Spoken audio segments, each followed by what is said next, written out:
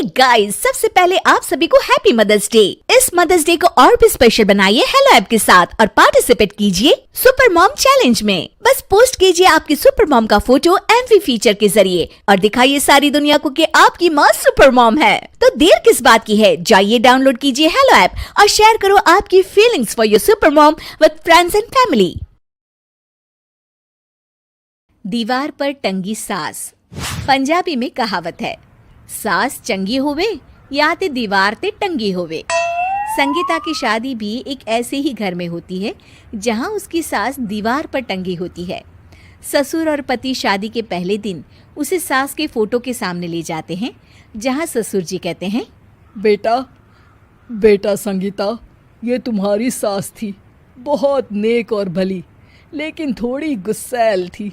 गुस्सा आने पर सब तहस नहस कर देती थी, पर अब ये इस दुनिया में नहीं है। हाँ संगीता, माँ होती तो तुम इनकी कोई बात टाल नहीं सकती थी, वरना तो माँ घर में भूचाल ले आती। संगीता मन में खुश होती है कि अच्छा है कि ऐसी औरत अब इस घर में नहीं है, लेकिन दिखावे के लिए वो जैसे ही सास की फोटो के सामने हाथ जोड़कर खड़ी होती है, ये क्या? सास उसे देखकर मुस्कुराने लगी।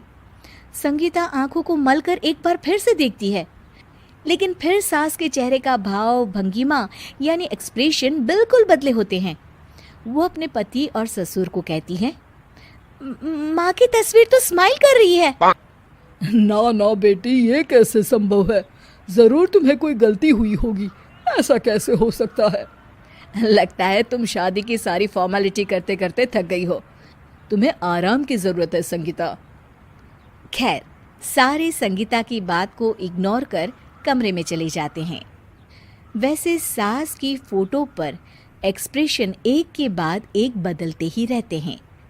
सुबह होती है, पति और ससुर को काम पर भेजकर संगीता कमरे की सफाई करने में लग जाती है कि तभी उसे आवाज आती है, टेबल ठीक से साफ करो। ऐसे भी कोई टेबल साफ करता है? इससे अच्छा तो ये गंदा ही था।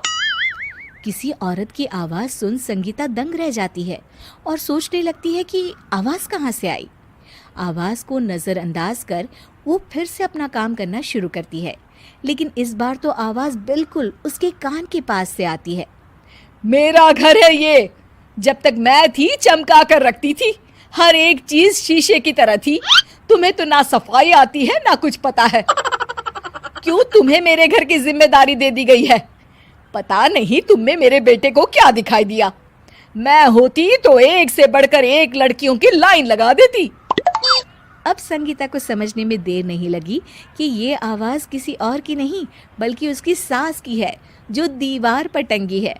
वो उसके पास जाती है और कहती है, नमस्ते सासू माँ, मुझे तो कल ही लग रहा था कि दीवार में कुछ काला है। वो दीवार नहीं, दाल होती है पगली। सही पकड़े हैं सासू माँ। तो क्या हो गया आपको जो आप यहाँ भी चैन से नहीं बैठी हैं? सुना मैंने आपका व्यवहार काफी गुस्से वाला था। चुप रह तू, ज्यादा बकर बकर ना कर। घर का काम करना तो आता नहीं, आई है मुझसे बहस करने। हाँ देखिए सासू माँ, मैं आपसे साफ साफ कह देती हूँ, मुझसे पंगा लेने की कोशिश मत करिएगा। तभी पीछे से संगीता का पति आता है। अरे संगीता, किससे बात कर रही हो? कौन है वहाँ? संगीता की सास की फोटो फिर से पहले जैसी हो जाती है। आपकी माँ से कह रही थी कि मुझे काम करना आता। अरे संगीता, माना सास के ताने हर बहू को अच्छे लगते हैं, लेकिन यहाँ तो माँ है ही नहीं, तुम तो फोटो से ही। तुम भी लाजवाब हो संगीता। किसी को विश्वास नहीं होता कि संगीता अपनी मरी हुई सास की फोटो से बात करती है। वहीं आए दिन संगीता की सास संगीता को किसी न किसी बात पर आते जाते ताने देती। संगीता को भी अब सास के तानों और उनसे बात करने की आदत हो गई। वो कभी खानदान की कहानी तो कभी तीज त्योहार कैसे मनाए या किसी व्यंजन की रेसिपी सास से ही पूछती।